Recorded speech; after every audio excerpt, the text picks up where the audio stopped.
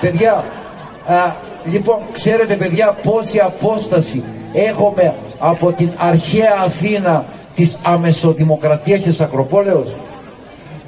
Όχι παιδιά, θα μπορούσε κανείς να πει ένα μαθηματικό αποτέλεσμα 2.500 χρόνια. Αυτός είναι ένας τρόπος να το δεις. Ένας άλλος τρόπος να το δεις είναι ότι έχουμε μόνο 80 μάνες και κόρες. Δηλαδή αν βάλεις στη σειρά 80 μάνες και κόρες, 30 χρόνια η γενιά, 3, 8, 24, 2.400 χρόνια. Οπότε παιδιά είμαστε πολύ κοντά στην αρχαιότητα. Και ποια είναι η σύνδεσή μας? Παιδιά, το ήθος για όσους το έχουν και η γλώσσα. Για όσους θέλουν τη χειρίζονται. Αν σας ρωτήσει λοιπόν κανείς τι είναι η αρχαία τραγωδία, να απαντήσετε ότι είναι το παιχνίδι με τη μοίρα. Το αναπόδραστο. Έτσι είναι δύο κουβέντες. Γι' αυτό λοιπόν θα σας παίξουμε ένα ριζίτικο, τα ριζίτικα είναι άγρια τραγούδια από τα ορεινά της Κρήτης.